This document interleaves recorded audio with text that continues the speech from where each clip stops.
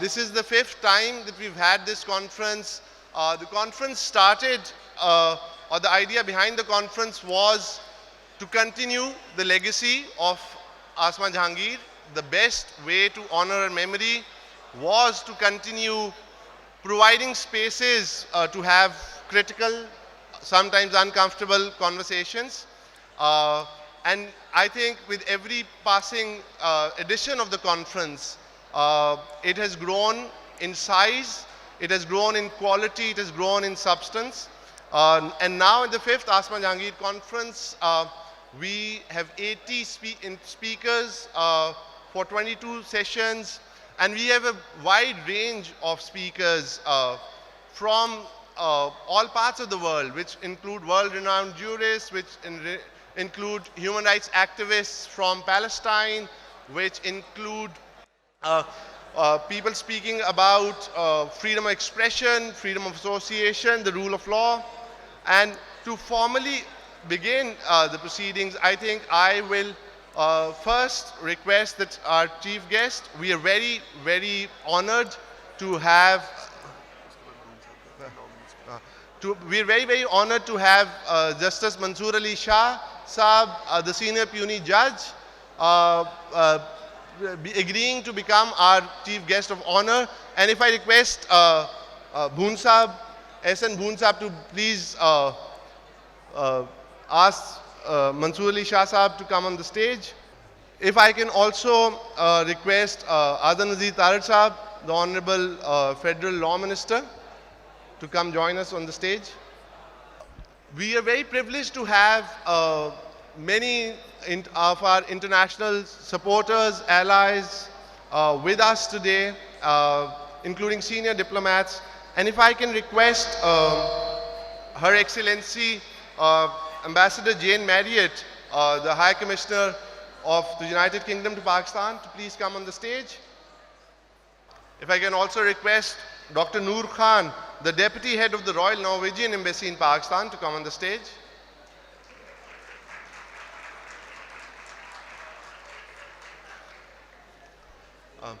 If I can request Ambassador Jose Antonio, the Spanish ambassador to Pakistan and a great friend of human rights and the human rights movement in Pakistan, to come on the stage.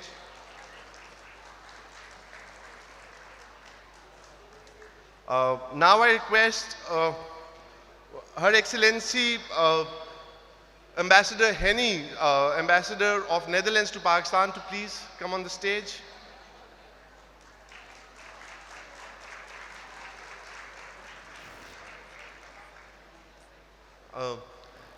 His Excellency Ambassador Elfert Granas, the German Ambassador to Pakistan, to please come on the stage.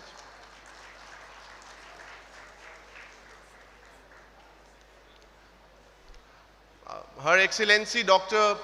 Ambassador Dr. Cuenca, the European Union's Ambassador to Pakistan, and again a great friend and ally of the human rights movement in Pakistan.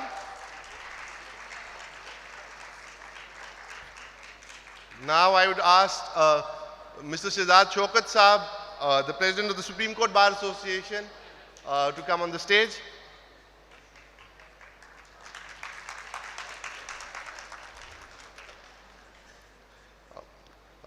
Lastly, last but not the least, Mr. Riyazat Ali Sahar, the Vice Chairman of the Pakistan Bar Council.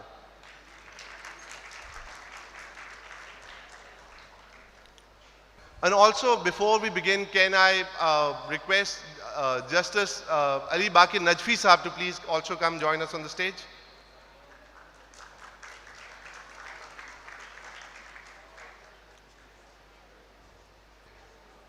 So now we formally begin the proceedings of the Asma Jahangir conference. And as I've said earlier, this is the fifth edition. We think the conference has grown both in size, substance, and quality over each iteration of it.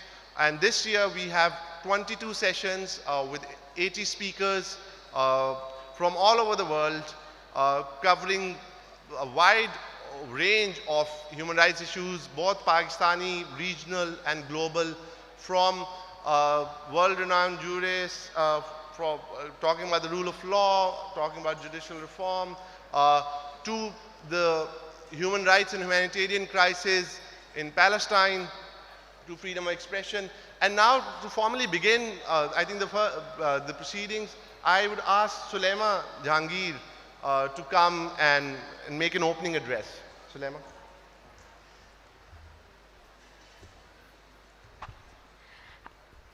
Assalamu alaikum. Good morning, everyone.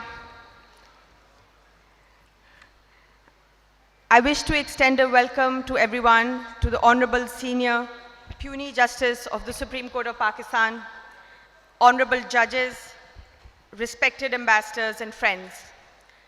Thank you all for being here today, and especially those who have traveled here from afar. I want to extend a very warm welcome to the 5th Asma Jahangir Conference on behalf of us, the organizing committee at AGHS, the Asma Jahangir Foundation, the Supreme Court Bar Association of Pakistan, and the Pakistan Bar Council. The idea for this conference was to provide a platform for uncensored and often uncomfortable discussions. We have no desire to make this conference partisan or confrontational, but it would be hypocritical for us to hold a conference in Asma's name and not discuss controversial issues, censor people, or to engage in debate that is an echo chamber of the preferred politics of the day. There is no issue that can be resolved through a fair debate, nor can there be an issue that the people cannot find a solution to through their own wisdom.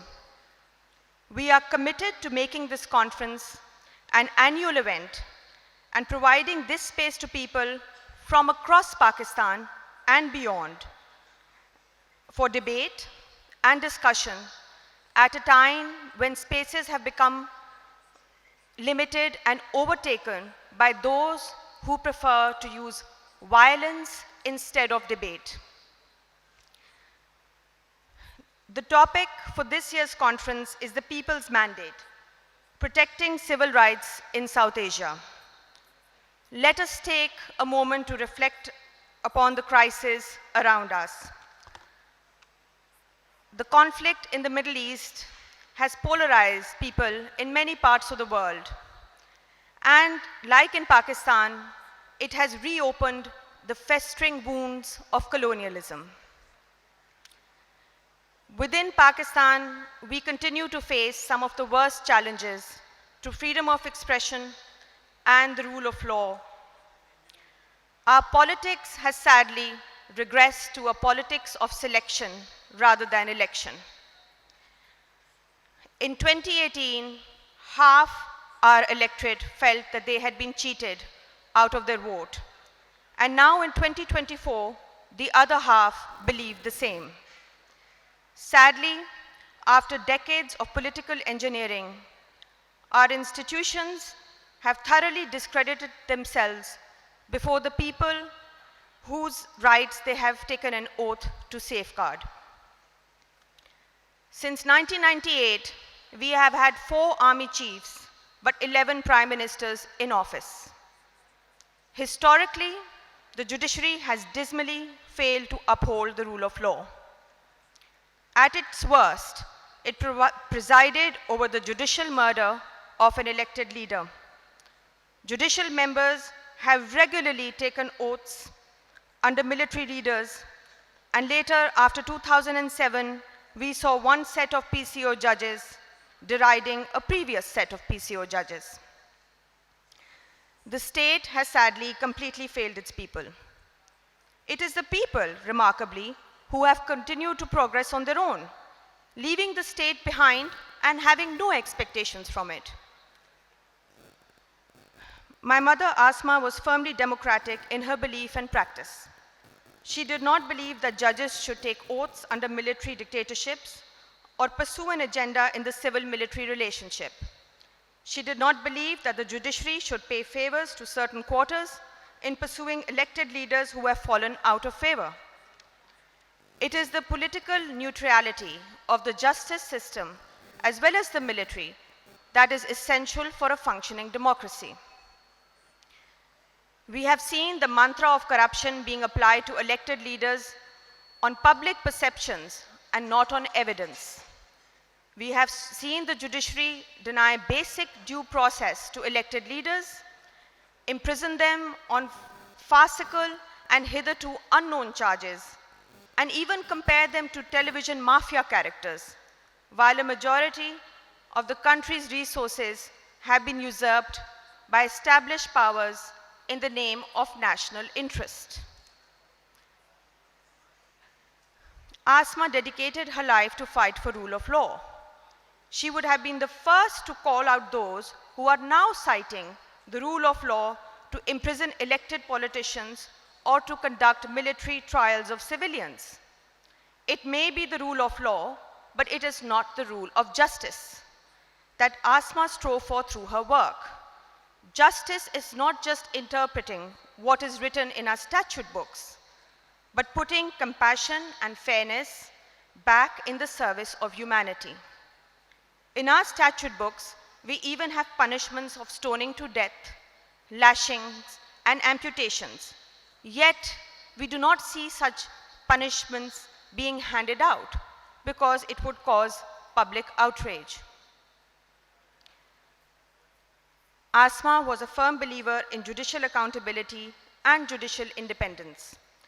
In fact, when political leaders were disqualified by the judiciary on the basis that they did not fulfill the criteria of honesty and sagaciousness under Articles 62 and 63 of the Constitution, she believed that if such high moral standards are to be met, we would have no parliamentarians nor any judicial benches left. Asma was also the first to support examples of judicial courage, judges refusing dictation, upholding fundamental rights, and instilling progressive interpretations to legislation. Justice Durab Patel was one such judge, and he was also the co-founder of the Human Rights Commission of Pakistan along with her. Asma had great respect for many other judges. She felt that despite judicial interventions in politics, people still have great hopes from this institution.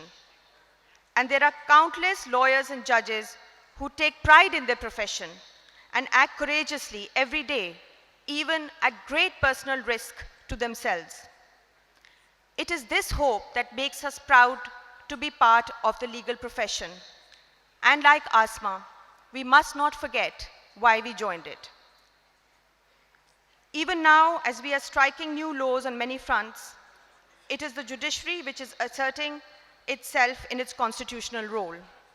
Questions regarding accountability and encroachment of agencies are being raised, and it will not be long before these questions are not just confined to certain courtrooms.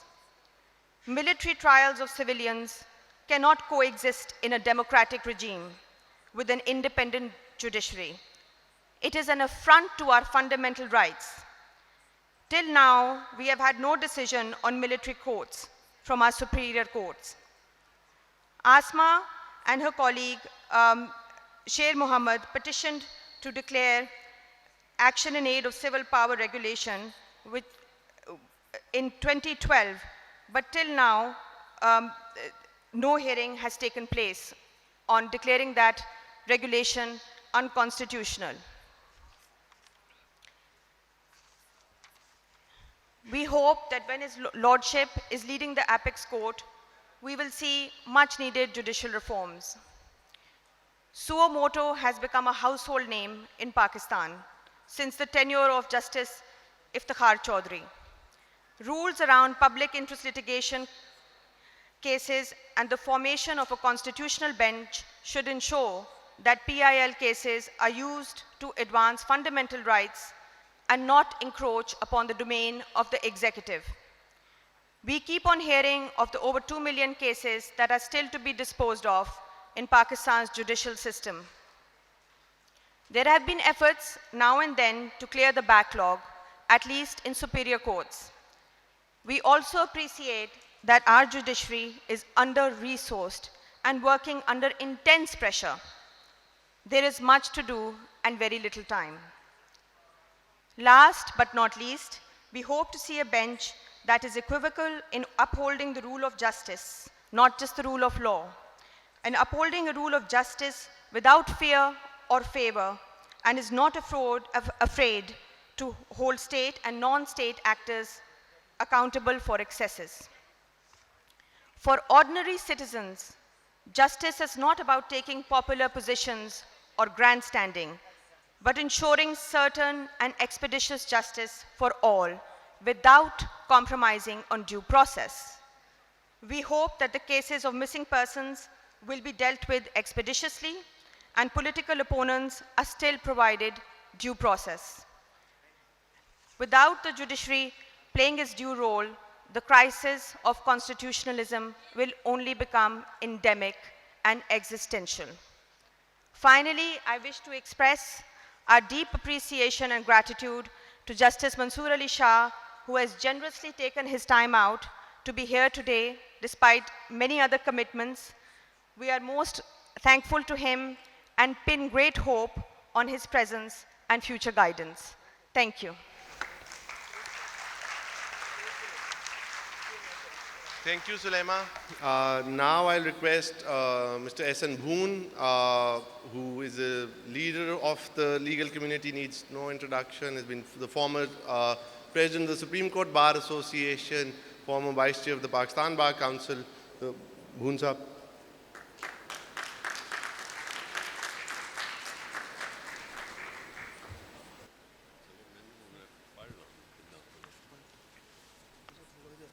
Before start of my few words, I would like to acknowledge some of the friends who have traveled all over the country. Former President Yasin Azad, Supreme Court Bar Association, all the way from Karachi. Sayyid Kalbe Hassan, former President, Supreme Court Bar Association. Akhtar Hussain, former Vice Chairman, Pakistan Bar Council and a human rights activist, all friends of Asma.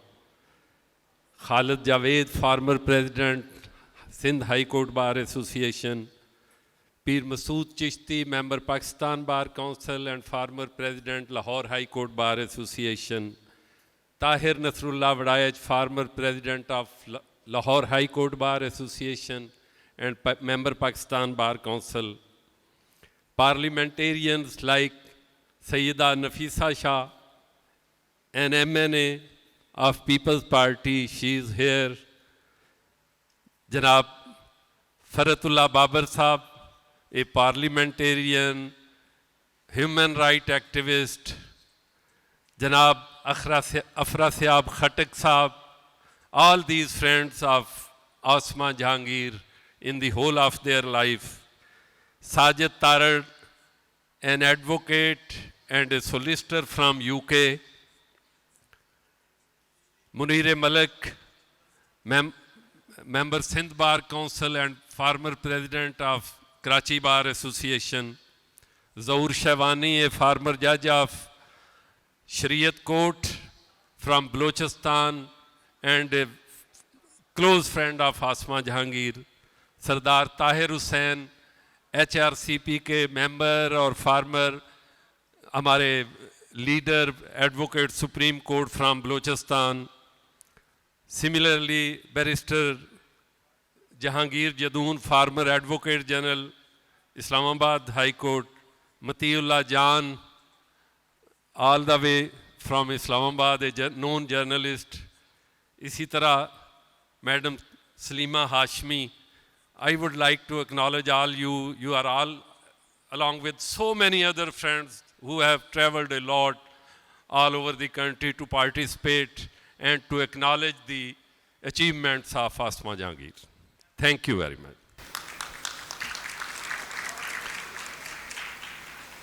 The Honorable Chief Guest, Sayyid Mansoor Ali Shah Sahab, Justice Sayyid Mansoor Ali Shah, Senior Peony Judge of Supreme Court, Your Excellencies, distinguished guests, ladies and gentlemen, Assalamu alaikum. I would like to take this opportunity to first welcome you all to the 5th Asma Jahangir Conference at Lahore.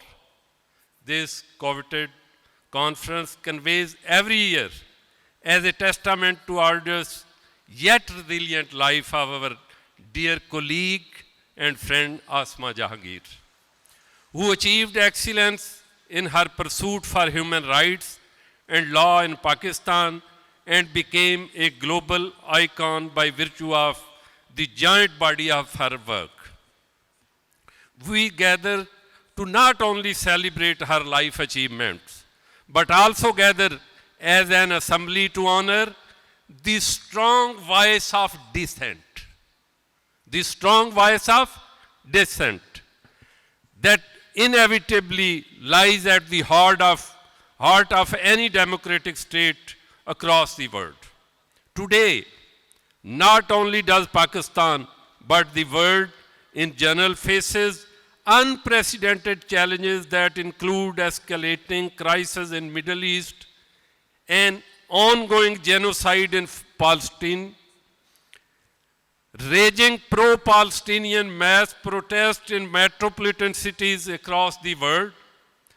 These political problems are supplemented with global environmental challenges of climate change and global warming, which makes the entire landscape even more challenging, uncertain and precarious.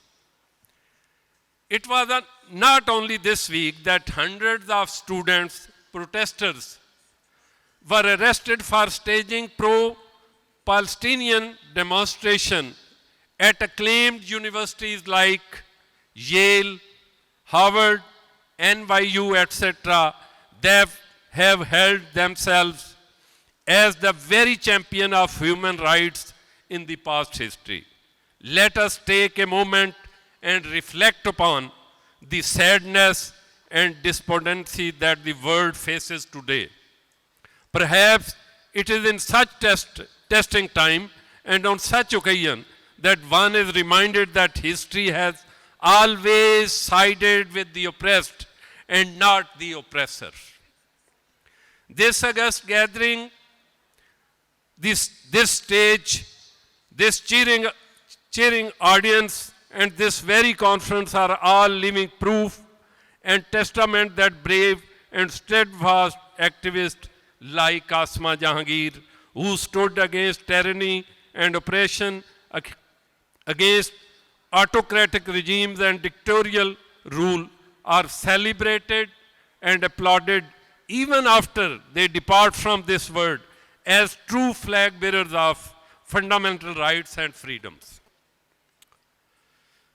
Today, Pakistan and its legal system stand at a Herculean crossroad, where on one end is the choice to continue to tread down the mundane path of mediocrity and acceptance of status quo. On the other, to democratically dissent and disagree so as to strive for the higher goal of democracy and rule of law. At the beginning of this year, while exercising its advisory jurisdiction, the August Supreme Court of Pakistan passed a detailed order in the presidential reference in the case of Zulfikar Ali Bhutto under Article 186 of the Constitution of Islamic Republic of Pakistan, 1973. This landmark judgment not only vindicated the former Prime Minister of Pakistan, but also showed the resolve to learn from mistakes and adopt the correctional course in judicial history of our country. This giant leap undertaken on its own accord by the apex court deserves the highest appreciation and claim. It shows the earnest resolve to learn from the past mistakes and put a firm step forward in the right direction. As leader of the bar and bar associations, it is our collective responsibility to act as a catalyst for such positive change without making the courtroom a battleground for political point scoring. The bench and bar are two wheels of same chariot, and with this ideology deeply imprinted in our heart and mind, we welcome all steps undertaken by superior courts across the country in defending justice, especially in such troubled times. Although it is a rudimentary public law that superior judiciary should refrain from digressing into contentious socio-political debates and criticisms qua executive, yet in discharging its constitutional role, affecting as a guardian of fundamental rights and freedom for citizens, it is becoming an accepted norm to expect the judiciary to address growing public concerns. These certainly includes ensuring transparency and accountability so as to enforce public confidence in the institution of our state. Although Pakistan's electoral history is severely tainted and much has to be achieved, yet such change should be organic, incremental, and steady as opposed to being drastic, uncertain, and volatile. It would be certainly apt to attention of this august gathering towards the arbitrary interpretation of Article 63A, 1B of the Constitution rendered by the Supreme Court of Pakistan on the contentious issue of defection of provincial lawmakers. It was in this case we were yet again reminded of the archaic de facto doctrine, which has been infamously used to overtly stretch the interpretive powers of court to their breaking points. This tainting and twisting of the settled scheme of the Constitution created a major constitutional crisis in the whole province of Punjab, having far-reaching political and economic consequences. Such judgments mutilate the very spirit of the Constitution, diminish public confidence in the apex court, and invariably pose a serious threat to the very foundation of our parliament democracy. However, upholding of Supreme Court Practice and Procedure Act 2003 by full court is good law acknowledging supremacy of the parliament. Despite all pressing challenges, our bar unanimously resolves to enhance the judiciary's role in securing any manner of positive change so long as the same is envisaged in the four corners of law. I would like to once again welcome you all to this auspicious occasion where various stakeholders of our legal system and distinguished guests from abroad are given a forum to openly debate and disagree, as this esteemed conference solely celebrates the voice of dissent. Thank you very much.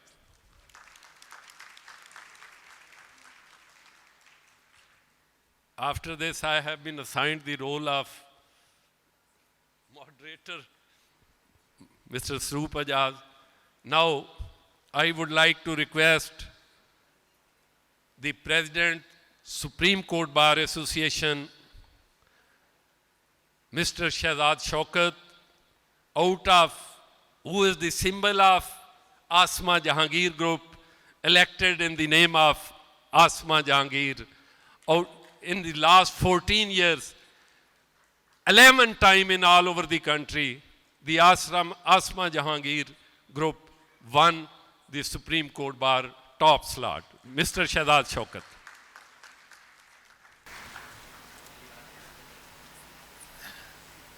Thank you, Bhoon Sahab. Bismillahir Rahmanir Rahim. Assalamu alaikum, everyone.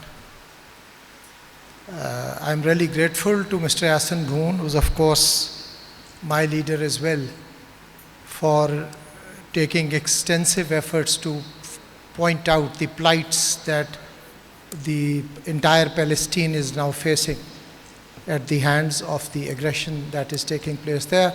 So I'm grateful that I don't have to delve upon that now. Otherwise, I would have taken a few minutes to point out to this August forum the atrocious sort of acts that are currently happening in Gaza, and now Rafah is the next target.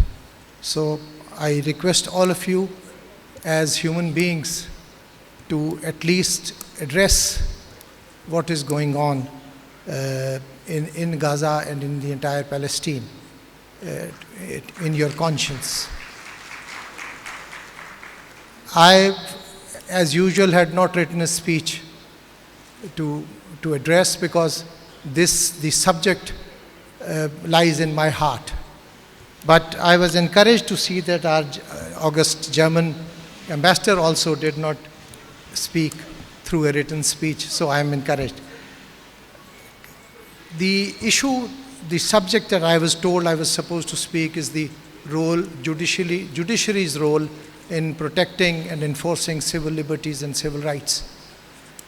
And I must say that in any fabric of a democratic and just setup, the judiciary is supposed to serve as the guardian of our fundamental rights, including but not limited to the ensuring that the rights guaranteed by our laws are not merely words on the paper, but they are actually implemented and transform into tangible guarantees of justice and equality for all, irrespective of race, caste, or their backgrounds. And in saying so, I must confess that the Constitution of this country ensures, provides for a separate chapter outlining all the available fundamental rights that could be given to a people of a just and a fair society. It then boils down to the fact that whether our judiciary is performing its functions and its roles in a manner befitting the enforcement of those rights across the board.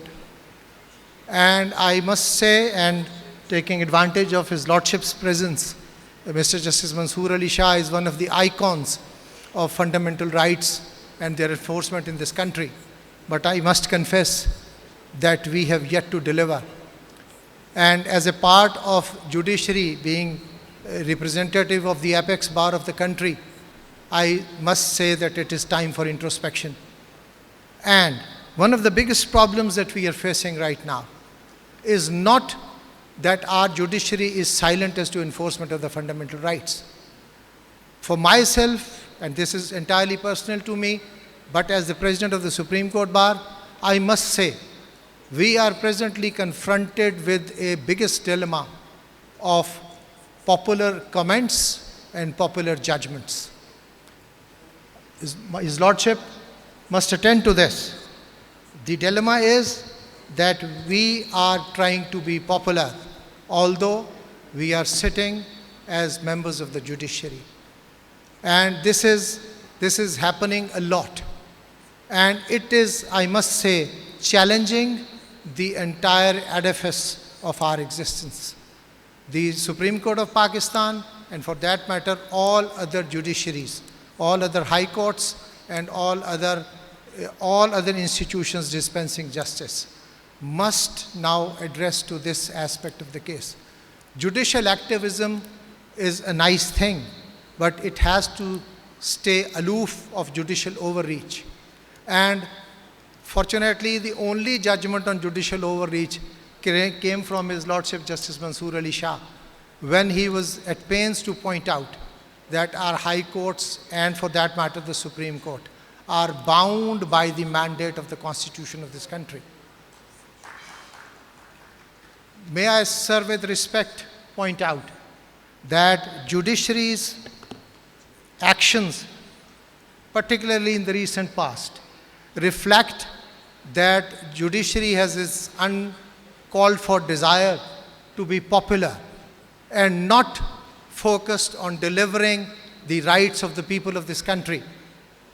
Will your lordship take time to address this question and to ensure that our history, our judicial history, which is not very something to be proud of right now, transforms into something that we can all stand for?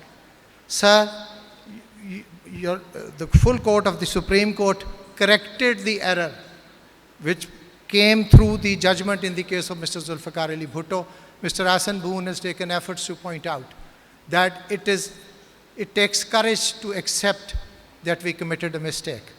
But that judgment in the presidential reference should now start as the basis for correcting the errors that we have committed for the last 75 years. Sir, I request the attendants, the participants of this conference to do whatever they can to ensure that our judiciary remains within the compound of the powers given to it by the Constitution and is not overtaken by the ticker politics, so to speak, because judiciary and the judges should only speak through their judgments and should not be happy when they are reported in media. I am grateful to all of you for a very patient hearing. अब मैं गुजारिश करूँगा, I always say the elected head of the whole community, known as Prime Minister of the Loyat community, Mr. Riyazat Ali Sahar, Vice Chairman, Pakistan Bar Council.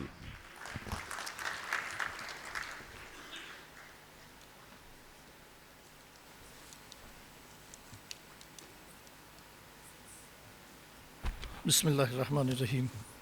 Honorable Chief Guest, Mr. Justice Mansoor Ali Shah, Senior Puisne Judge of Supreme Court of Pakistan, distinguished guests, ladies and gentlemen, Assalamu alaikum.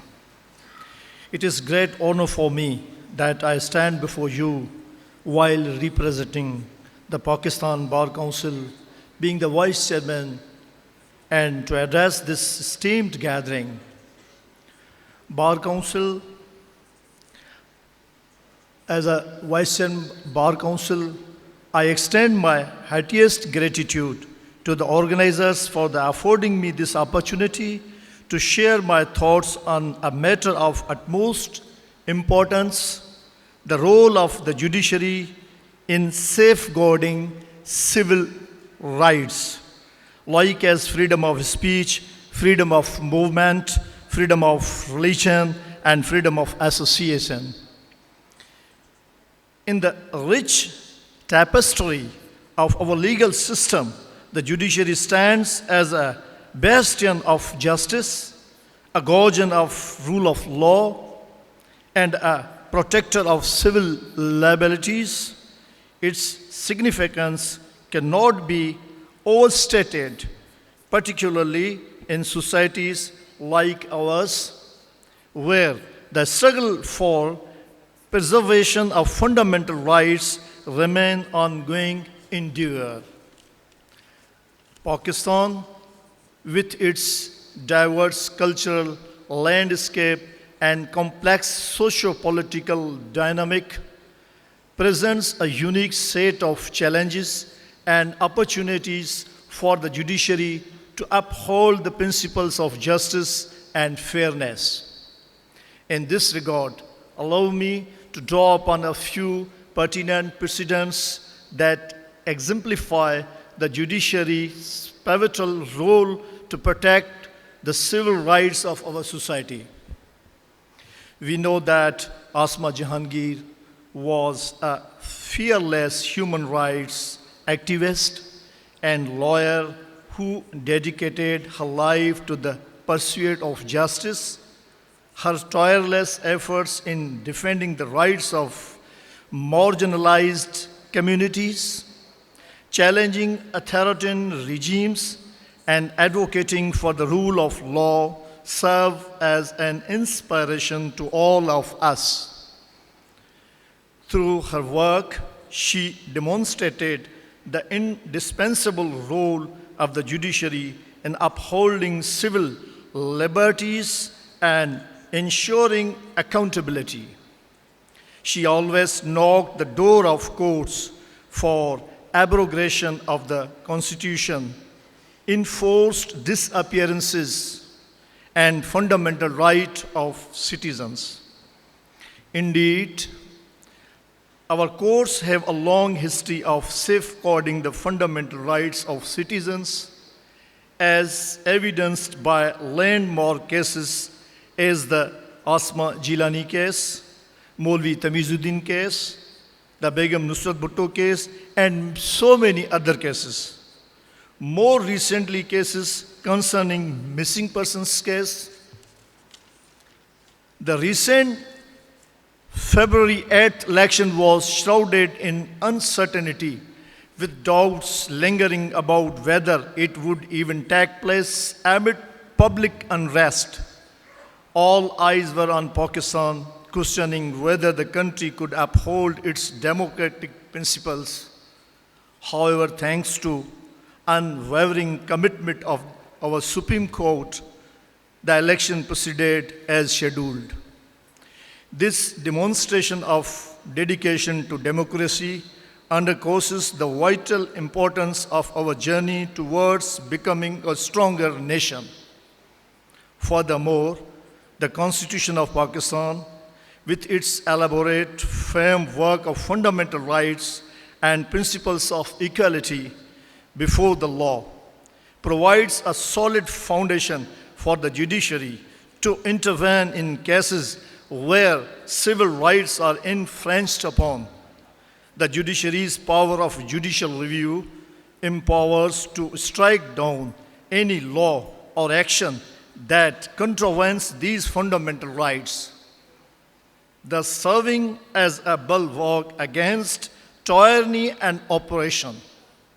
However, the judiciary's role extends beyond mere legal interpretation. It also encompasses a broader mandate of social justice and human dignity. In this regard, the judiciary has a duty to address systemic injustices, combat discrimination, and promote inclusivity in all spheres of society. Moreover, the independence of the judiciary is paramount to its ineffectiveness in safeguarding civil rights. Without fear or favor, the judges must be free to dispense justice impartially without succumbing to external pressure or political interference. It is incumbent upon us as legal practitioners and custodians of the law to uphold and defend this independence at all cost. No doubt, the matter pertaining to military courts is a very crucial issue nowadays. But currently, it is sub judice before the Supreme Court. Therefore, we cannot commit on this issue. However, we remain hopeful for a better solution from the Supreme Court in this regard. Summarizing it all, the judiciary plays a pivotal role in safeguarding civil rights both in Pakistan and around the world. Through its unwavering commitment to justice, fairness, and the rule of law, it stands as a beacon of hope for those whose rights have been violated and a bulwark against tyranny and oppression. As we navigate the complexities of our legal system, let us remain steadfast in our dedication to upholding the principles of justice and equality for all. In conclusion, I extend my best wishes to the organization, expressing my heartiest appreciation for its efforts in advancing our legal fraternity and striving for the betterment of our society as a whole. Thank you very much.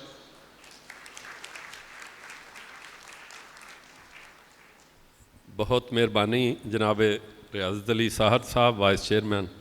अब मैं next speaker जो ना सिर्फ हमारी lawyers community के member Pakistan bar council so many time, he was always with Asma Jahangir, and he being part of present government, we always expect from him that he being one of the disciples of Asma Jahangir will follow the footsteps of Asma Jahangir in the government.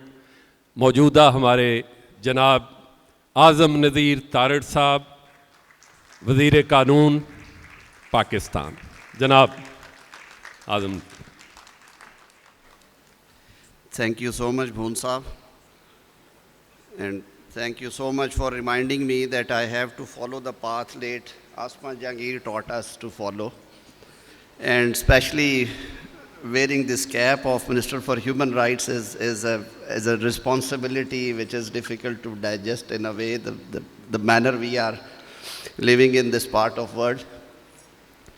The Honorable Chief Guest, Justice Mansoor Ali Shah, Senior Pune Judge of Supreme Court of Pakistan, my learned colleagues from the Bar Councils, Bar Associations, Excellencies, I can see so many familiar faces, people traveling from different destinations. My colleague, Bonsa, when you were mentioning the parliamentarians, Manaz Appa, you forgot Manaz Akbar. She served as Parliamentary Secretary for Law and Justice and did wonders in the ministry, I must acknowledge. My colleagues from the bar, the senior leadership, the former presidents and the vice chairman of Pakistan Bar Council. Let me introduce first that I am not a guest speaker, I am also a co-host. Myself and Bhoon Saab being the part of, rather the founding members of Asma Jahangir Foundation, we always love to welcome all of you. And I must appreciate and congratulate the organizers, Asma Jahangir Foundation, AGHS, which is a firm which was actually established by late Asma Jahangir, Supreme Court Bar Association and Pakistan Bar Council, two apex bodies of lawyers, elected bodies of lawyers in Pakistan, for providing us an opportunity to assemble here every year and to freely and openly discuss those issues which normally are kept under the carpets in these parts of the world. And we never want to discuss sometimes. Saroop Ejaz was absolutely right that this is a place where we can talk for dissent, we can listen to the different voices. As late Asma Jahangir always said that you should be voice of voiceless. You should plead the cases of those who can't plead their cases. You should try to be protectors of those who don't have any shield around them. And this is what we learned from her. Serve the community in a way she has been serving. Every one of us know that she left for eternity in 2018 and left behind a void actually in this field which I have serious doubts it would take time to be filled in Pakistan. We have been listening to the honorable speakers. I decided actually to dedicate my time to honorable chief guest because we are already lagging behind the schedule. But then since few things have been said from this forum, And as I said that I'm wearing two caps, I am also representing the government, so better to quickly go through few of the areas which have been discussed here by the honorable speakers, the excellencies. Starting from the issues of human rights or conditions of human rights in my country, let me assure all of you that the government is committed to fulfill its constitutional and international obligations by creating an atmosphere where the rights of the people of Pakistan and every person on this land are protected in that scheme of things. All of us are very well aware of the geological position of our country and the surrounding circumstances. We have been a frontline state for an imposed war for more than 40 years, which was fought in our neighboring country, which also actually paved ways for internal disturbances. We have been facing the wrath of terrorism for decades and decades. And in such conditions, conceiving or actually idealizing certain things which practically are not possible is of course, it's one of the factors why we have been facing problems in the enforcement of rights of people. Another, of course, onslaught is the internal extremist behaviors which were actually developed over the years as a consequence of that war against terror, or as I said, it was a campaign or the terrorism was unleashed in this area. As these problems erupted and evolved by year and a year, it's a 40 years span of time, I would say, it would also take time to rectify all these things. But let me assure the government's commitment, Prime Minister Shehbaz Sharif, while allocating portfolios to his cabinet a month before, asked me to accept additional charge of Ministry of Human Rights. And the friends and the colleagues who know me, we have been working together for more than 30 years, can well imagine the intentions of government if the choice of Prime Minister for this portfolio was me. I reiterate my conviction and my dedication for this field and will try to deliver to the best of my abilities. Certain things have been said regarding the closure of or some curbs on the social media.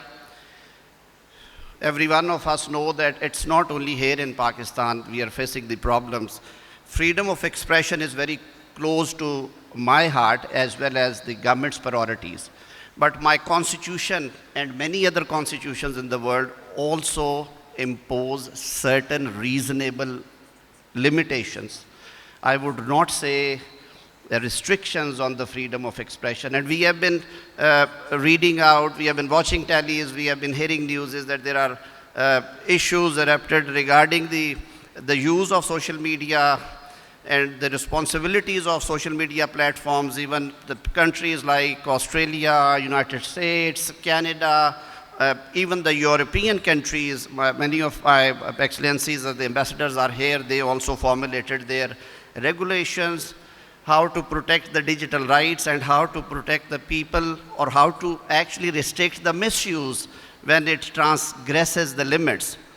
The previous government constituted a committee. We have been in consultation with all stakeholders, including the social media platforms, the companies like the Meta, the Google and all others. We have been listening to them and we formulated a policy which was acceptable to the 95% to all stakeholders, but then the caretakers came in.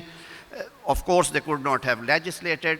The work has been actually restarted, I would say, and in near future, we'll be having some kind of consensus and introducing certain policy guidelines for that. So these complaints of closure or there is a tug of war for removal of certain objectionable content on the media, things which are acceptable to all countries in the world and are in vogue. Certain things have also been said about the conduct of election. Of course, it was the mandate of the Election Commission of Pakistan and the caretakers, and we being one of the parties contesting the election.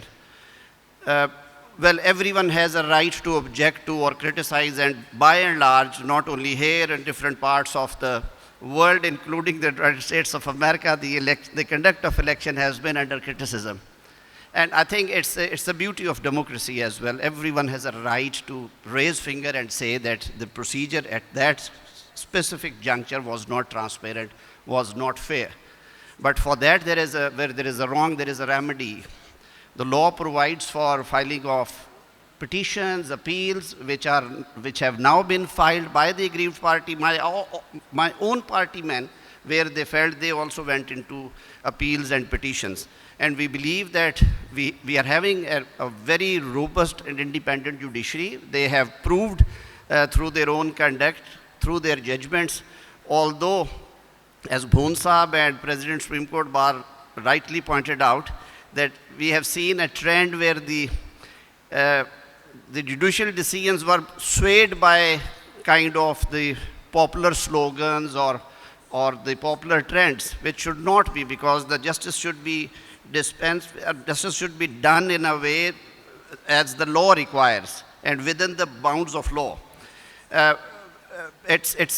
We must acknowledge and appreciate the recent Supreme Court judgments, especially while announcing judgment on Practice and Procedure Act, which was to, I would say, by one segment of people were criticizing it, that as it is kind of limiting the powers of Chief Justice amounts to interference in the judiciary, but a full court of Supreme Court handed down a landmark judgment diluting the powers of Chief Justice of Pakistan in the suo motu matters, or I would say the original jurisdiction matters for constitution of benches and placing and how to actually deal with the cases. The Supreme Court of Pakistan has also acknowledged the domain and authority of the Parliament to legislate laws, which exclusively rest with the Parliament. And we believe that even in the future, the courts would also rectify the wrongs which have been committed on the judicial side during the past years. Another issue which was raised was about the missing persons. As I said, but nothing should be kept under the carpet. This issue also is very closely connected with Afghan war things and a history of terrorism which spanning over 40 years at least in Pakistan. We firmly believe that this issue has to be resolved through political dialogue and consensus and through some legislative instruments. For that matter, Prime Minister of Pakistan, Shehbaz Sharif, during his previous regime constituted a committee. I was convener of that committee. We held several meetings with the political forces, with indigenous groups, with communities. We even went to the places where actually the people had been raising their voices that their loved ones are not traceable. We actually scanned through the proceedings of the commission constituted by Supreme Court of Pakistan back in 2012, and we to some extent we were satisfied that 70-80% cases had already been dealt with, and the results were quite positive, but still this is an issue which needs to be settled and resolved through political dialogue and consensus. The Prime Minister has again directed to reconstitute that committee, and all political forces and political parties, including some opposition members, would be included in that party, and I believe we would be coming up with some concrete solution, including some legislative framework. And before I beg leave, because it's already 15 minutes past 1. We were supposed to conclude this session by 1 o'clock. I expect that Honorable Chief Guest will have reasonable time to speak from heart and share his thoughts. Justice Shah is also a well-known rights activist when he was member of the bar, and even while sitting at the bench, he authored some absolutely, I would say, extremely, the judgment which actually talk about the rights of people. Doing justice with the environment is also one of the area where Justice Shah has been absolutely outstanding. And once again, thank you so much, the organizers, the honorable guest, for joining us for this occasion. Thank you so much, and Khuda Hafiz ji. Thank you very much, Mr. Azam Nazeer Tarar, Federal Law Minister as well as Minister for Human Rights. اب اس کے بعد میں ایک ایسی شخصیت who is known to me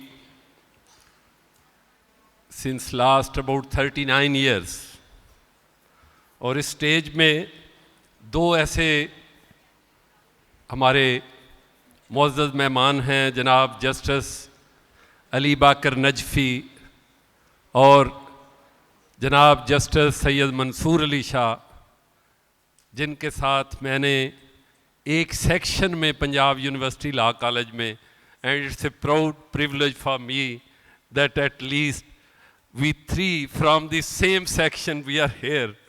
تو شاہ صاحب ہمارے ہیومن رائٹ ایکٹیوسٹ، ایک انتہائی نامور وکیل کے ساتھ ساتھ ہمارے chief justice Lahore high court, اور آج انشاءاللہ by the grace of almighty he will be the next chief justice of Pakistan, جناب سید منصور علی شاہ. جسٹس سید منصور علی شاہ، سینئر پیونی جج, the chief guest of this conference. Thank you very much. Distinguished panelists, ladies and gentlemen, Assalamu alaikum. میں گزارشات تو آج اردو میں کرنا چاہتا تھا، کچھ باتیں جو کرنے والی ہیں وہ اردو میں زیادہ مزہ کرتی، لیکن آئی گیس ہمارے فورن ڈیلیگیٹس ہیں یہاں تو اپروپریٹ نہیں لگے گا، it might be in bad test.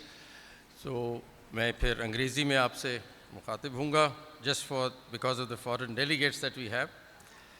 So let me at the beginning, first of all, I'm so honored to be a part of this program here today, this event.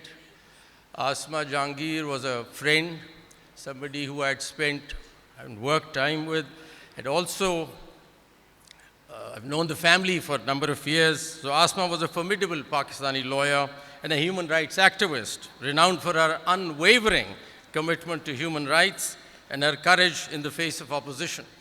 Simply remarkable, and one would think of Ruth Ginsburg perhaps in the US. Her legacy is marked by her resilience, her passionate defense of human rights, and her influential role in pushing democratic processes in Pakistan. So I'm delighted and very honored that I stand here as a guest on Asma Jahangir's conference, which to me means a lot.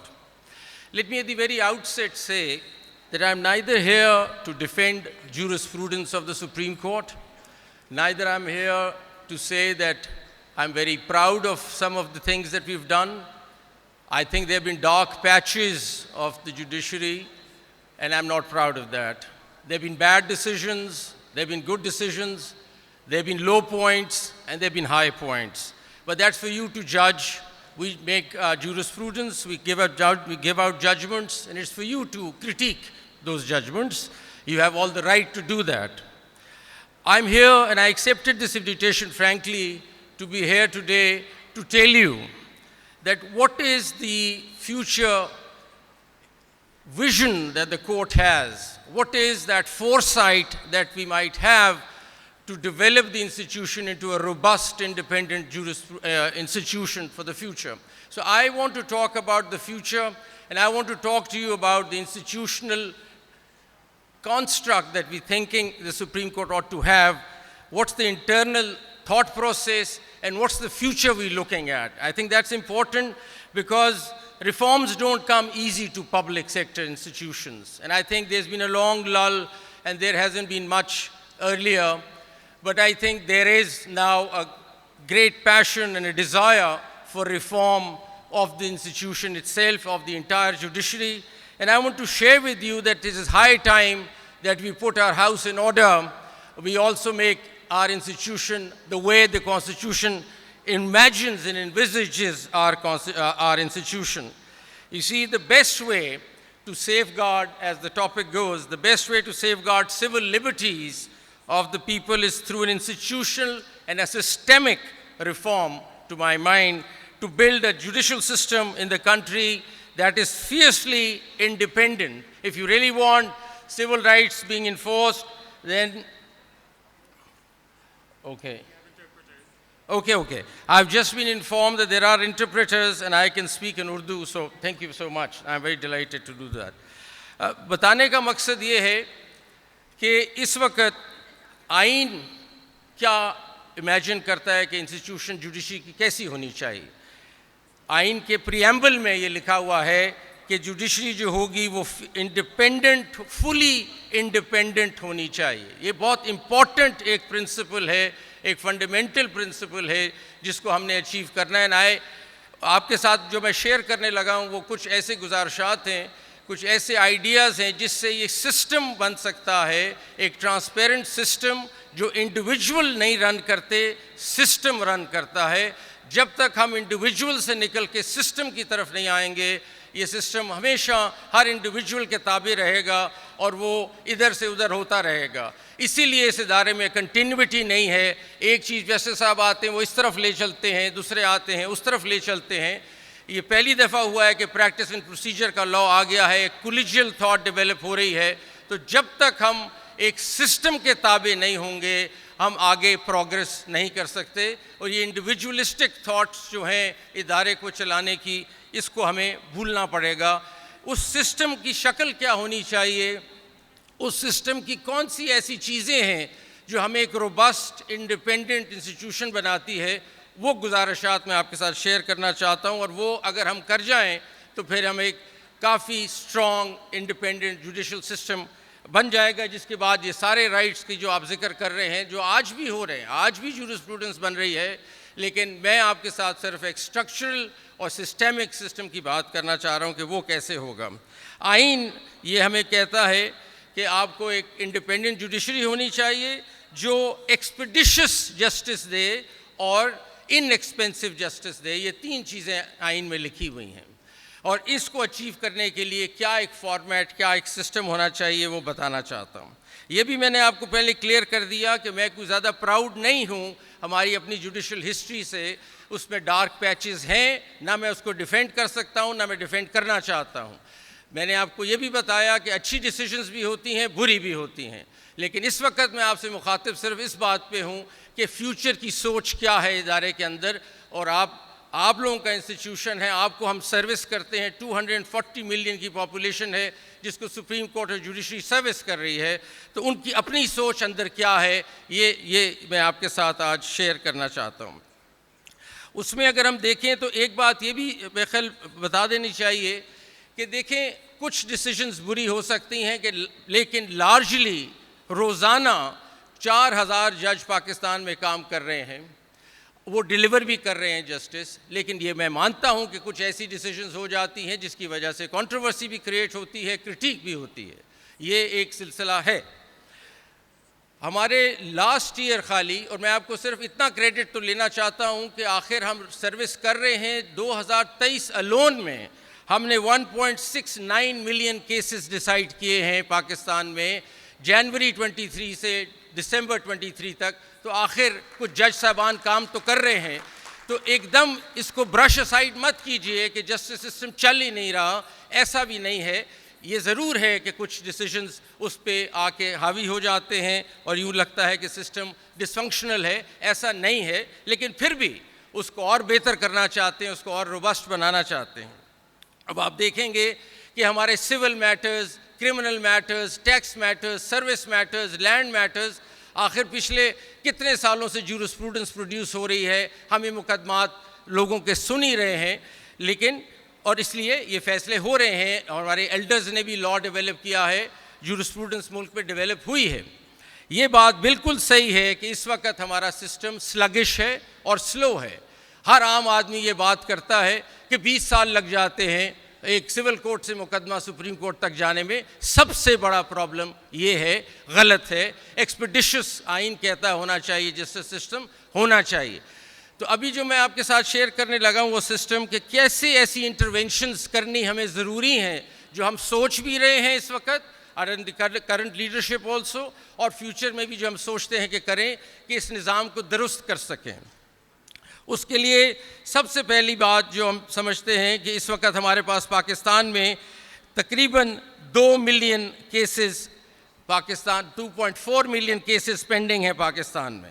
اب اگر آگے چلنا ہے ہم نے, اور اس وقت میں اس سے بھی کرٹیک کو ایکسیپٹ کرتا ہوں کہ world bank justice project report کے مطابق ہمارا کو 130 نمبر ہے 142 نمبر کنٹریز میں, بہت برا ہے, کوئی اچھی پکچر نہیں ہے. عوام کے دماغ میں یا پبلک آر آلسو تھنکنگ کہ ہم کوئی ڈیلیور زیادہ نہیں کرتے. شاید آپ کا اپنا ویو ہے اور ہے. اس کو ٹھیک کرنے کے لیے روڈ ہیڈ کیا ہے, it's the future that is my concern, جو آپ کے ساتھ شیئر کرنا چاہتا ہوں. سب سے پہلے جو بہت ضروری ہو جائے گا ہمیں 2 یا 4 یا جتنے بھی ہمارے ملین کیسز پینڈنگ ہیں, ان کو حل کرنے کے لیے, اس میں ایکسپیڈیشس جسٹس سسٹم لانے کے لیے سب سے زیادہ ضروری جو ہوگا وہ ٹیکنالوجی کا سہارا لینا ہمیں ضروری ہے.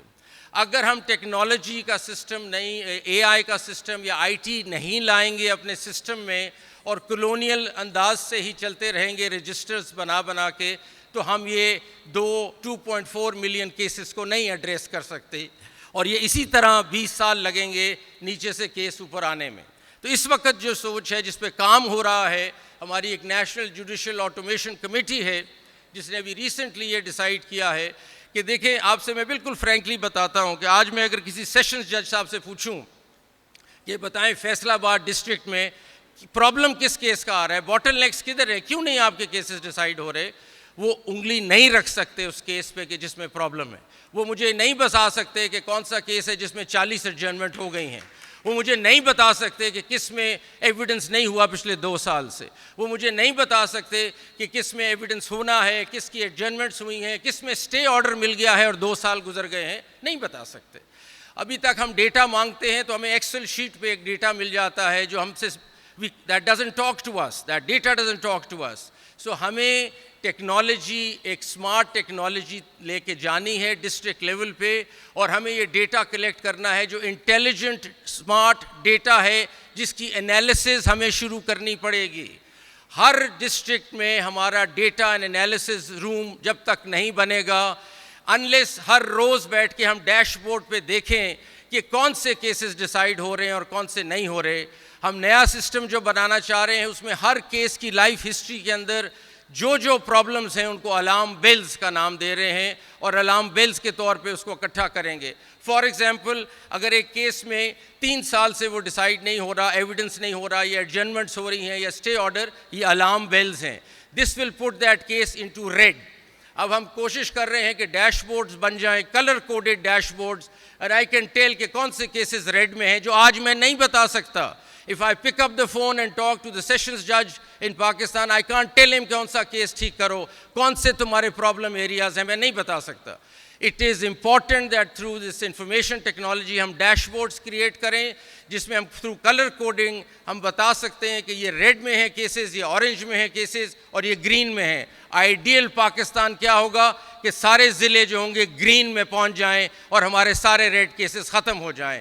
اسی طرح ہائی کورٹ میں اور اسی طرح سپریم کورٹ میں. سو دا فرسٹ بگ انٹروینشن جس پہ کام شروع ہے وہ یہ ہے کہ ٹیکنالوجی اگر آپ نہیں لائیں گے اور اے آئی نہیں لائیں گے تو یہ سسٹم نہیں ٹھیک ہو سکتا, یہ اسی طرح چلتا رہے گا.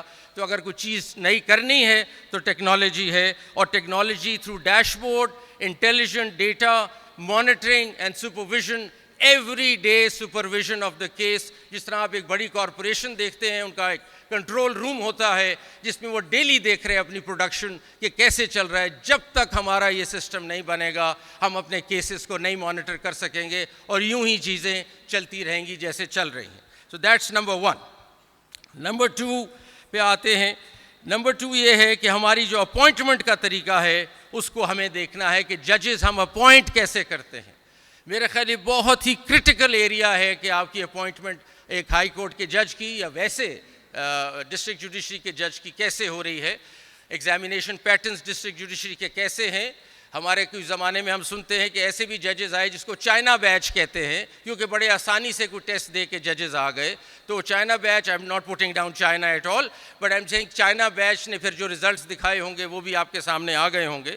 سو اس لیے appointment process has to be state of the art اور ہمیں اس میں چیزیں سوچنی ہیں اور ری تھنک کرنی ہیں. اس وقت جوڈیشل کمیشن آف پاکستان کے پاس رولز پینڈنگ ہیں جو 3rd اور 4th کو میٹنگ رکھی گئی ہے اور ہماری بار بھی اس میں شامل ہے کہ ہم نے دیکھنا ہے کہ ہم نے اپوائنٹمنٹس کیسے کرنی ہیں. We have to be very clear about the person that we are inducting as a judge because اس نے 20 سال سسٹم میں رہنا ہے اور سسٹم کو بٹھا بھی سکتا ہے اور کھڑا بھی کر سکتا ہے. اس لیے بہت لازمن ہے کہ وہ جج آپ کیسے لیتے ہیں. سو اپوائنٹمنٹ پروسیس میں پبلک ہیئرنگس کا کانسیپٹ, یہ میری سوچ ہے کہ پبلک ہیئرنگس کا بھی کانسیپٹ ہو سکتا ہے. آپ اس کے کیریکٹر کے بارے میں دیکھیں, آپ اس کے کام کے بارے میں دیکھیں اور یہ سفارشات سے اور ریکویسٹ سے اور اس کے بیٹا اور اس کا بیٹا, یہ ججز اس طرح نہیں بنانے. ہم نے جج بنانے ہیں میرٹ پہ اگر سسٹم چلانا ہے. اور if you really want to make Asma Jahangir proud one day, then we have to really figure that out seriously. So ایک ہم اس کے کافی ریگرس طریقے ہیں جس کو ڈسکس کیا جا سکتا ہے, لیکن ابھی آپ لوگوں کو بتانے کا مقصد یہ ہے کہ ہم اس کو ری وزٹ کر رہے ہیں کہ آپ نے انڈکٹ ججز کو کیسے کرنا ہے. Everything starts at the appointment stage and it is very important. دوسری چیز جو ہے وہ یہ ہے کہ جو جج پرفارم نہیں کر رہا نکال کے باہر کریں اس. یہ نہیں ہو سکتا کہ ایک جج پرفارم نہیں کر رہا, ہم نے آپ بیٹھے رہے جی اگلے 20 سال اس سسٹم میں. کیوں بیٹھے رہے؟ اگر ایک جج انکمپیٹنٹ ہے, سلگش ہے, he does not work, for misconduct he should be thrown out immediately. یہ ہو نہیں سکتا کہ لوگوں کے کاموں کو ہم اس طرح ڈیل کریں. سو آئی تھنک ہمارا جو سپریم جوڈیشل کاؤنسل ہے, we have to make it more empowered. And recent decisions you must have seen, ابھی جو ہمارے چیف جسٹس ہیں انہوں نے اس پہ کافی سیریسلی ایکشن لیا. اس کو اور اسٹرانگ کرنا ہے کہ supreme judicial council can not tolerate corruption and can not tolerate incompetence. یہ دو چیزیں آپ کو سسٹم سے نکال کے باہر پھینکنی پڑیں گی اور اس کے لیے بڑی بدمزگی ہوتی ہے. اتنا آسان نہیں ہے ججز کو نکالنا, اس میں بہت سے پھر گروپنگ ہو جاتی ہے, ڈسٹربنس ہو جاتی ہے, لیکن we have to cut through this چیز and we have to achieve this target of removing ججز if they are not good. S J C جو ہے سپریم جوڈیشل کاؤنسل, یہ کانسٹیٹیوشنل کورٹ کے ججز کی باتیں کرتی, لیکن ڈسٹرکٹ جوڈیشری کا سسٹم بھی ہمیں اسی طرح کا بنانا پڑے گا. جو ایڈمنسٹریشن کمیٹی ہے ہائی کورٹس کی, they have to become more proactive and robust and they should be able to throw ججز out who are not performing. یہ دوسرا چیز ہے جو اگر آپ سسٹم کی بات کر رہے ہیں تو یہ ضروری ہوگا کہ ریموول آف جج should be very important and no incompetence and no corruption should be tolerated. Zero tolerance for this. ہم ایک پبلک سیکٹر ہے, پبلک سیکٹر میں ہم لوگوں کو سروسز دے رہے ہیں جسٹس سسٹم کی.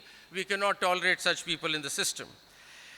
تیسری چیز یا چوتھی چیز یہ ہے کہ آپ کی اسائنمنٹ آف کیسز کیسے ہے. کیس مینجمنٹ سسٹمز ہیں یا ویسے ہی کسی کے پاس کیس لگ جاتا ہے, یہ اس جج کو کیس لگا دو کیونکہ مجھے یہ رزلٹ چاہیے, یہ اس جج کے پاس لگا دو مجھے یہ رزلٹ چاہیے. یہ نہیں ہو سکتا, یہ ہو ہی نہیں سکتا.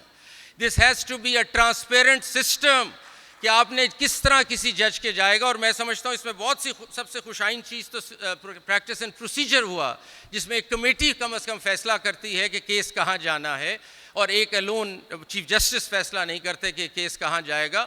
پاسٹ میں جو بھی چیزیں ہوتی رہیں اس کا ایک مداوع ہو سکتا ہے. پریکٹس اینڈ پروسیجر کو ہم نے اسٹرینتھن کرنا ہے, تو یہ کولیجیلٹی آنی پڑے گی. یہ ہمارا جو انسٹیٹیوشن ہے بہت chief justice specific centric driven ہے. آئی تھنک میں کریڈٹ دیتا ہوں کرنٹ چیف جسٹس قاضی فائز عیسیٰ صاحب کو بھی کہ انہوں نے یہ پریکٹس اینڈ پروسیجر میں اپنی پاور کو کرٹیل کیا اور ایک کمیٹی بنائی. یہ شاید پاسٹ میں کوئی نہ کرتا, یہ انہوں نے کیا.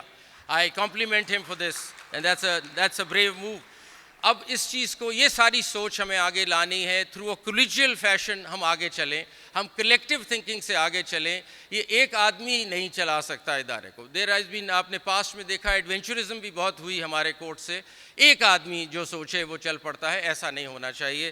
سو یہ بہت ضروری ہوگا کہ ہماری کیس کی فکسیشن, بینچز کی فارمیشن, یہ ساری ٹیکنالوجی ہی سنبھال سکتی ہے اور اس میں ٹرانسپیرنسی آ سکتی ہے. کسی سے پوچھنے کی ضرورت نہیں ہے. سب سے آسان طریقہ, اگر کوئی انگلی بھی اٹھائے تو آپ کہے جی یہ سسٹم ہے ہمارا, ایک اے آئی سسٹم ہے, یہ بینچز بھی بناتا ہے اکارڈنگ ٹو دی ایکسپرٹیز, یہ کیسز بھی مارک کرتا ہے according to the expertise and case management and case load. ہمیں کوئی انڈیویجول اس میں کام کرنے کی ضرورت ہی نہیں ہے. یہ بھی آپ جانتے ہیں کہ ہمارے سسٹم میں مافیاز آپریٹ کر رہے ہیں at the lower level, who make sure that the cases travel to various places. یہ بھی کٹ ڈاؤن ہو جاتا ہے. تو جو میں نے آپ سے ٹیکنالوجی کی پہلے بات کی, وہ ٹیکنالوجی کٹس تھرو دا چیز اور ایک بہت ٹرانسپیرنٹ سسٹم ہمیں دے دیتا ہے.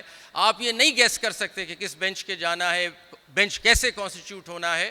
آئی تھنک اس طرف ہمیں جانا ہے اور اس طرف یہ پریکٹس اینڈ پروسیجر ہمیں لے جا رہا ہے. اس پہ کافی سوچ شروع ہے کہ ایک کولیجیل تھنکنگ ہو, انڈیویجولسٹک تھاٹ کو اب ختم کرنا پڑے گا اگر ہم چاہتے ہیں کہ ہمارا ایک روبسٹ انڈیپینڈنٹ ادارہ بنے.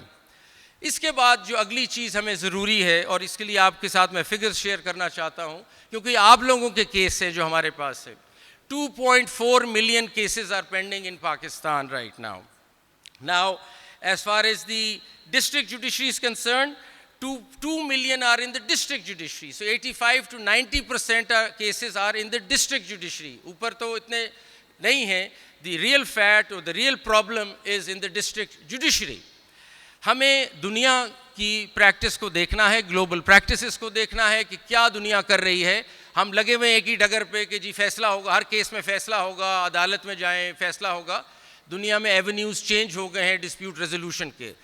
دنیا میں آپ کورٹ میں جاتے ہیں اینڈ پہ, پہلے بہت سے اور راستے ہیں ڈسپیوٹ کو سیٹل کرنے کے. اگر ہم ایک ڈسپیوٹ ریزولوشن میکنزم کا ادارہ ہے, یہی ہمارا بزنس ہے, ہم ڈسپیوٹ سیٹلمنٹ کرتے ہیں لوگوں کی, تو پھر ہمارے پاس آپشنز بھی ہونے چاہیے نئے, اور وہ آپشنز دنیا میں ہیں, کوئی ایسی نئی بات نہیں ہے. اور اس کو کہتے ہیں ADR, alternate dispute resolution system. اب اس میں سب سے زیادہ اس وقت پاپولر جو دنیا میں چیز چل رہی ہے وہ میڈیشن ہے, جس میں لوگ خود بیٹھ کے سیٹل کر دیتے ہیں. ایک جج ہو سکتا ہے جو میڈیٹر ٹرین ہوا ہو, یا کوئی بھی میڈیٹر ہو, وہ آپ کو میڈیٹ کرا کے آپ کا ڈسپیوٹ حل کر سکتا ہے. اسی طرح آربیٹریشن اور پھر اور چیزیں.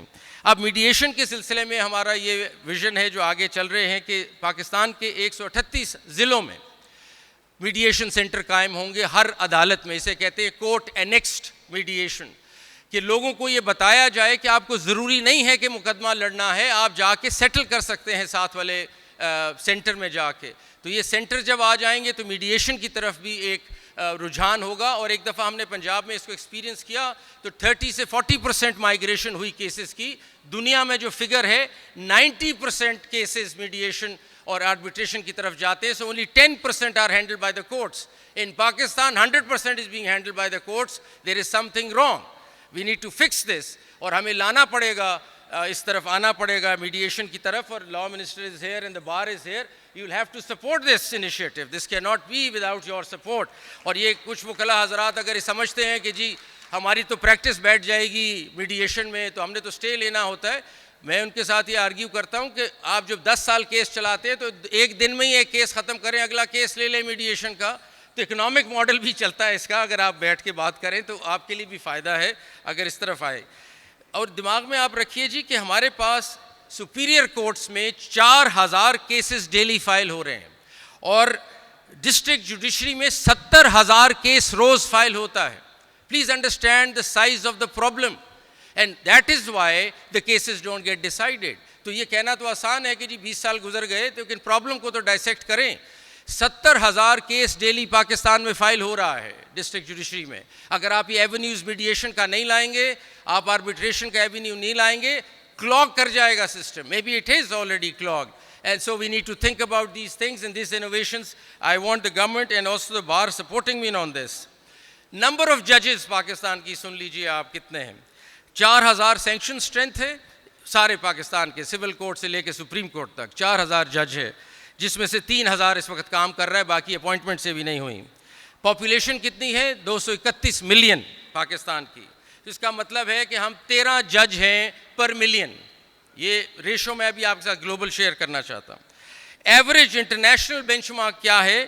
90 ججز پر ملین. ہم 13 جج پر ملین ہیں. 90 ججز پر million is the normal average in the world. So with this benchmark, اگر آپ اس بینچ مارک کو انٹرنیشنل امپلیمنٹ کریں تو ہمیں 21,000 جج چاہیے پاکستان میں, اگر آپ اپنے معاملات کو ایڈریس کرنا چاہتے ہیں. پھر یہ گلا نہیں ہو سکتا کہ جی 10 سال لگ گئے میرے کیس میں. 21,000 جج ہونے چاہیے انٹرنیشنل بینچ مارک کے مطابق if you want to proceed. So that is something that the government will have to think.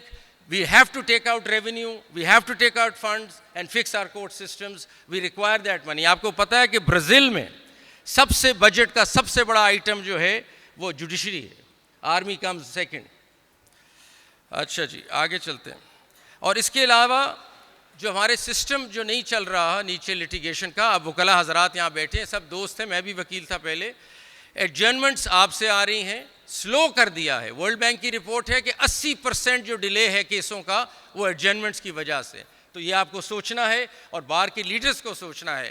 جس طرح ہمارے ہاں کنٹینیوٹی نہیں ہے, آپ کی بھی کنٹینیوٹی نہیں ہے. ایک صدر بات کر کے جاتا ہے, اگلا صدر آتا ہے, وہ کہتے ہیں جی میں نے تو کہا ہی نہیں تھا یہ ساری باتیں. تو آپ کو ایسوسیشنز کو پلیز سوچنا ہے. The bar associations need to have continuity. This cannot work like this کہ میں آپ سے بات کرتا ہوں, اگلے جو صدر آتے ہیں وہ کہتے ہیں میں نے تو کہا ہی نہیں تھا یہ بات. تو اس طرح نہیں چل سکتا ادارہ. تو let's all get serious about this کہ ہم نے ایڈجرنمنٹس کا کیا کرنا ہے. ساری دنیا میں کاسٹ ڈالی جاتی ہیں اگر مقدمہ غلط ہو جائے یا اگر آپ فیل ہو جائیں. ہمارے ہاں رواج ہی نہیں ہے. اب یہ رواج ڈالتے ہیں تو بار اپسیٹ ہو جاتی ہے. اب بار کو اپریشیٹ کرنا پڑے گا کہ کرٹیل کرنے کا کوئی طریقہ نہیں ہے unless you put costs. All over the world آپ کو کاسٹ ملتی ہیں دوسری پارٹی کو. تو خدا را بار سے بھی میری سپورٹ یہ چاہیے کہ کاسٹ ہمیں امپوز کرنی پڑے گی. We are heading in that direction, but I want the support of the bar that this has to happen. If you take somebody all the way to the Supreme Court in a frivolous matter, there has to be costs. At the end of the day, the whole world does that. Pakistan اس چیز کو نہیں کرتا جو کرنا ضروری ہے. اور مہربانی کیجئے سارے جو بیٹھے ہیں یہاں بڑے, آپ لوگ دیکھیں اس بات کو, ناراضگی اس میں نہیں ہونی چاہیے. اب پھر آپ دیکھیں, آپ آئے دن سٹرائکس کرتے ہیں. اب خدا را ایک طرف ہم سسٹم ٹھیک کرنے نکلے ہیں نا, اب سٹرائکس کیا ہوتی ہیں جی ترکی میں فلاں چیز ہوئی ہے تو سٹرائک ہو گئی ہے چنیوٹ میں. وہ جی پتہ چلا ہے جی پتہ نہیں باہر کے کسی ملک میں کرکٹ میچ ہار گئے ہیں تو پتہ چلا گجرانوالا میں سٹرائک ہے. Is this the way system runs? Is this the way you think judiciary is going to run? آپ کو اندازہ نہیں ہے کہ ایک آدمی ایک لٹیگنٹ کو کیا کاسٹ دینی پڑتی ہے ڈیلی کورٹ کیسز میں آنے کی. There are people who sell their livestock to come to court. مطلب بکریاں بیچتے ہیں, بھینسیں بیچتے ہیں عدالت آنے کے لیے. آپ آگے کہتے ہیں آج سٹرائک ہے کیونکہ کرکٹ میچ ہار گئے. Come on, let's get serious. And I'm very frank, being very frank with my bar leaders sitting here. آپ سوچیں اس بات کو, اس طرح نہیں چل سکتا. اچھا جی, دوسرا یہ اسٹے آرڈر کلچر بھی ختم ہوگا کیونکہ یہ آئی ٹی سسٹم جو ہمارا آ جائے گا. Stay cannot go on. Sorry, stay will get the color coding done. We'll get people who getting stay orders. یہ نہیں ہو سکتا that you sort of rent seekers جو بیٹھے سسٹم میں چلا رہے ہیں ہمارے کندھے پہ اسٹے لے کے اور پھر اور جو بھی کرتے ہیں, یہ نہیں ہوگا جی.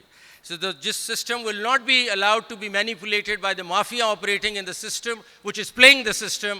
So hopefully with the IT and AI جو ہم بنانا چاہ رہے ہیں, we cut through this entire system and try to improve it. دوسری چیز یہ ہے جو آپ کے لیے بڑی خوشائن ہے کہ آپ کی lowest number of lawyers per capita ہیں پاکستان میں. I mean, in Pakistan there are about 238,000 lawyers in a country of 231 million. تو آپ دیکھیں یو کے میں ایک لائر ہے 203 لوگوں کے لیے. ان انڈیا چلو آسٹریلیا میں ایک ہے 300 لوگوں کے لیے. پاکستان میں ایک ہے 1000 لوگوں کے لیے. تو اس لیے we need more lawyers, but genuine lawyers and actual law degree lawyers, because there is an imposter کی بھی کہانی چل رہی ہے, اس کو بھی ختم کریں. سو اس لیے اے ڈی آر کی طرف ہمیں چلنا ضروری ہوگا اور بہت لازمن ہے کہ ہم اس طرف چلیں. ایک اور خوشائن بات آپ سے کرنے لگے کہ لا اینڈ جسٹس کمیشن نے state of the art arbitration قانون بنا لیا ہے اور سیکنڈ کو ہم ہینڈ اوور کر رہے ہیں ٹو دی لا منسٹر کہ اس کی قانون سازی کی جائے پاکستان میں. Long due issue. ہمارا اس وقت آربیٹریشن کا قانون 1940 کا ہے جو ہر سٹیپ پہ کورٹ کو انوالو کر دیتا ہے. تو پاکستان میں آج سے پہلے آپ نے اگر آربیٹریشن کرنی ہے تو پہلے آربیٹریشن کر لیں اور پھر مقدمہ چلائیں. تو you have you have to do both the things. یہ آربیٹریشن کا حال تھا ہمارے پاکستان میں. دنیا بھر میں آربیٹریشن جب آپ کرتے ہیں تو اوارڈ کو کوئی ٹچ نہیں کرتا. بڑا ریئر یا بڑا لمیٹڈ گراؤنڈز پہ آپ ٹچ کر سکتے ہیں اوارڈ کو. پاکستان میں جو چیز اسٹیپ کرتے ہیں آپ کا اسٹے مل جاتا ہے عدالت سے, اور آربیٹریشن کبھی چلتی نہیں ہے. So we have come up with the help of the experts in the country under the banner of Law and Justice Commission, the latest arbitration law in the world. We've also looked at India, جو recent آیا ہے اس کی ساری ہم نے جو objections اس پہ آئی تھیں اس سے بھی آگے چلے گئے ہیں. اب ہم ان کو دے رہے ہیں to the government and they need to enforce it. اس سے دو چیزیں ہوں گی. ایک عام آدمی کے لیے ایک ایونیو کھل جائے گا کہ ڈومیسٹک آربیٹریشن وہ اپنا کر سکتا ہے ضلعوں میں جا کے, جو ہمارا ADR سینٹر بنے گا ہر ضلع میں, آپ جا کے آربیٹریٹ کریں اور اپنا مسئلہ حل کریں. اور دوسرا اکانومی کو بہت بہتر کرے گا. جو انٹرنیشنل ڈسپیوٹس ہیں ان کے لیے for the first time we'll have an international commercial arbitration centre in Islamabad, جس کے لیے آپ ملینز آف ڈالرز خرچتے ہیں, انگلینڈ جاتے ہیں, کبھی کدھر جاتے ہیں یہ مقدمات لے کے, آپ کے پاس ان ہاؤس پاکستان میں یہ فیسلٹی آ جائے گی. تو آربیٹریشن اتنا خوش آئین لا ہے کہ آپ کو لٹیگیشن سے ہٹنا پڑے گا. اور میں سب کو یہ ریکویسٹ کر رہا ہوں کہ litigation is your last recourse. You must first try to mediate, arbitrate, and only then go for litigation, which is the other way around in Pakistan, which is not the done thing. اس کے بعد نئی چیز جو دنیا میں ہو رہی ہے اور ہم پھر پیچھے رہ گئے ہوئے ہیں. میں ابھی دوحہ سے ہو کے آیا ہوں جہاں 50 جورسڈکشنز کے کورٹ سے لوگ آئے ہوئے تھے. دنیا بھر میں کمرشل کورٹس ہیں, اور آپ کو میں بتاؤں کہ دنیا بھر میں کمرشل کورٹس کو پریفرنس دی جاتی ہے over any other court. A criminal case is not that important. More important in the world is a commercial court. Why? Because it boosts your economy. It looks after the businesses of the country and injects that kind of rigor in the economy, which is essential and more important than any other case. ہمارا commercial court ہی کوئی نہیں ہے. ہمارا commercial court اسی کے ساتھ چل رہا ہے جو باقی چیزیں چل رہی ہیں. تو ہم نے ادھر پرپوز بھی کیا دوحہ میں, اور اب انشاءاللہ آگے چل رہے ہیں اس معاملے میں کہ پورا کمرشل کوریڈور بنے گا پاکستان میں. ضلع میں آپ کا کمرشل کیس جو بھی ڈیفائن کر لیں آپ, کمرشل کیسز لارجلی بزنسز سے ریلیٹ کرتے ہیں, وہ ڈسٹرکٹ کورٹ میں چلیں گے, اس کے بعد ہائی کورٹ میں اس کا commercial division, and even at the supreme court اس میں ٹیکس کیسز جو بھی ریونیو کے کیسز ہیں. یہ کمرشل کوریڈور جب تک نہیں بنے گا, آپ کے جو اکانومی کے معاملات ہیں جو بار بار آ کے ہمیں بتاتے ہیں کہ ٹریلینز آف روپیز بینکوں کے پھنسے ہوئے ہیں, trillions of rupees tax authorities کے پھنسے ہوئے ہیں, تو پھر اس کو چلانے کا کوئی طریقہ بتائے نا. اس کا طریقہ یہ ہے کہ کمرشل کوریڈور ہمیں اپنا ڈیولپ کرنا ہے, اور اس پہ کام جاری ہے, یہ آپ کے ساتھ شیئر کرنا چاہتے ہیں. اور یہ کوئی نئی چیز ہم نہیں کر رہے. ابھی جیسا میں نے آپ کو کہا تقریباً ہر ایڈوانسڈ ملک میں, اور خاص طور پہ اس ہمارے ساؤتھ ایشین ریجن میں, this is going on for some time. We are lagging behind and we haven't come to this yet. اس کے علاوہ جو ایک اور بات کرنا چاہ رہا تھا میں, وہ یہ ہے کہ جینڈر ریپرزنٹیشن ہماری بالکل پور ہے, and that is not on. Pakistan کی پاپولیشن 230 ملین ہے, 50% آلموسٹ خواتین ہیں, لیکن وہ نظر نہیں آتی ہمارے جوڈیشل سسٹم میں. کیوں نہیں نظر آ رہی جی, کیوں نہیں نظر آ رہی, کیوں نہیں ہم جج لے رہے خواتین کو. سو اگر آپ کو میں اسٹیٹسٹکس بتاؤں, جس از we need to bring that perspective in. آپ اس کو یہ نہ سمجھے کہ خاتون کو لے آئیں گے کیا, ایک پورا perspective missing ہے judicial understanding کا. We don't know how to decide a particular matter. A woman would look at the whole issue differently. There has to be a total different lens. وہ لینز ہی missing ہے ہماری. تو یہ مت سمجھیں کہ ہم کہتے ہیں خاتون آ کے بیٹھ جائیں تو چلو برابر نہیں. Try to understand it enriches your jurisprudence. It brings in a total new perspective to which I am not alive to. یہ بات ضروری ہے. سو اب ہم دیکھتے ہیں کہ ہماری کتنی ہے جی, 562 ویمن ہے پورے پاکستان میں ججز. 3000 یا 4000 ججوں میں سے 562 جو 16% بنتی ہیں. ہمارے سپریم کورٹ میں اس وقت 2 ججز ہیں, اور ہماری کچھ ہائی کورٹس میں ملا کے بھی تھوڑی ہیں, زیادہ نہیں ہیں. So this is nothing to really write home about. ہمیں اس کو بڑھانا ہے. ہم we have to take a special step towards this, that we bring in judges at the high court level, we bring in women judges at the district level, we bring them at the Supreme Court level. We get them involved in all decision making. The decision making changes. I sit with Justice Aisha and Justice Musarrat Hilali. I tell you کہ ایسے ایسے معاملات آتے ہیں family کے جو میرا تو اینگل ہی نہیں ہے, میں سمجھ ہی نہیں پا رہا اس چیز کو, لیکن وہ بتا رہی ہیں کہ یہ اس طرح بھی ایک چیز ہو سکتی ہے. And I learn. I'm missing out on all that, so isliye I'm sure number of courts are missing out on that. The gender representation is so critical in a country which has 50% population of women, and we're just sitting idle, not bringing them into our system. This is another intervention that has to take place if you really want the country to prosper and move up. उसके अलावा training पे हम आपसे sir share करना चाह रहे हैं कि जब तक continuing training नहीं होगी, system नहीं चल सकता. We all get sluggish, we all get rusty. We need to go through training. हमने Federal Judicial Academy को reinvent कर दिया है. हमारे 4000 judges हैं. आज तक वो 4000 judges कभी academy में आए ही नहीं थे. हमने for the first time WhatsApp technology जो कम्युनिटी सिस्टम है WhatsApp का, उसको इस्तेमाल करते हम सारे 4000 जजेस के साथ इन टच हो गए हैं. We sending them online programs, online videos for their self improvement. और उसके अलावा 48,000 हमारा पैरा लीगल स्टाफ है पाकिस्तान में. ये एलमद, ये reader, 48,000 people. They have never seen an academy. They don't know what training is. They don't know what to do, what is their job description. फिर हम कहते हैं सिस्टम चलता नहीं है, 20 साल लग जाते हैं केसेस को. उसको ये नहीं पता कि फाइलें कैसे मेंटेन करनी है, उसको ये नहीं पता कि केस मैनेजमेंट क्या होता है. So for the first time we have reached out to 48,000 through online system, the community portal of WhatsApp, and we are now reaching out to them, giving them courses. And when I met the first batch, जो पहला मेरे पास आया batch इसका judicial academy में एलमद्स का और readers का, वो रो रहे थे प्रैक्टिस. उन्होंने कहा ज़िंदगी में हम कभी एकेडमी नहीं आए, हमने तो देखी नहीं कि एकेडमी क्या होती है और ट्रेनिंग क्या होती है. So that's a sad state of affairs, but things are improving and we want to improve this. Training के बगैर, कंटिन्यूइंग ग्रोथ के अलावा कोई आपका सिस्टम बेहतर नहीं हो सकता. कंटिन्यूस रिफॉर्म्स के अलावा सिस्टम बेहतर नहीं हो सकता. तो अगर आपने रिफॉर्म्स का हाथ छोड़ दिया, आपने ट्रेनिंग छोड़ दी, the system is going to go down, it can not improve. तो इसलिए ये चीज़ें सोची जा रही हैं अंदर कि इसको बेहतर किया जाए. लास्टली, फायर वॉलिंग बहुत ज़रूरी है. कोई एक्सटर्नल इंटरफेरेंस नहीं हो सकती हमारे मामलात में. The judiciary will stand united against any interference that comes into our system and we take it seriously. ये नहीं हो सकता, ये हमें देखना है और इस फायर वॉल को डेवलप करना है. I want to say much because हम सुओ मोटो में इस चीज़ को देख रहे हैं. There has to be a firewall. We have to work, and all the institutions in the country, and I want them to hear me now, all the institutions in the country must realize कि अगर justice नहीं है तो वो नहीं, justice होगा तो सब चलेंगे. उनके लिए भी बेहतर है, उनके लिए भी बेहतर है और उनके लिए भी बेहतर है कि हमारा justice system चले. If you weaken the justice system, you weaken yourself. Every institution is weakening itself if you weaken justice system. So I don't understand, there's no rocket science about it.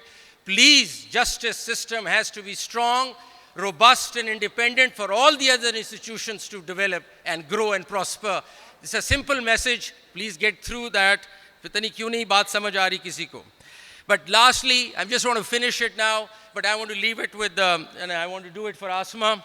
And I cannot leave the rostrum without quoting Faiz at Asma Jahangir conference. ये आप समझें कि reform के context में देख लें या ये आसमा के लिए भी देख लें. तो मैं शेर से एंड करूँगा. मिट जाएगी मखलूक तो इंसाफ करोगे, मुनसिफ हो तो अब हशर उठा क्यों नहीं देते. Thank you very much.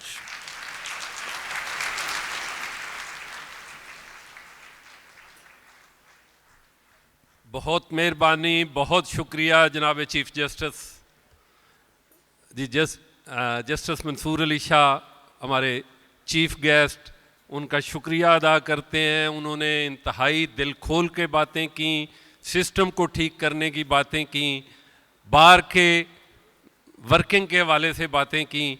लेकिन हम आखिर पे उनको इतना यकीन ज़रूर दिलाते हैं कि बार पहले भी जो हमारी लीगल रिफॉर्म कमेटी के हवाले से ख़ास तौर पे अल्टरनेट डिस्प्यूट रेजोल्यूशन पे गवर्नमेंट को बल्कि ये है कि मैंडेटरी कर दिया है कि गवर्नमेंट के केसेस में मैंडेटरी है कि first they must go to alternate dispute.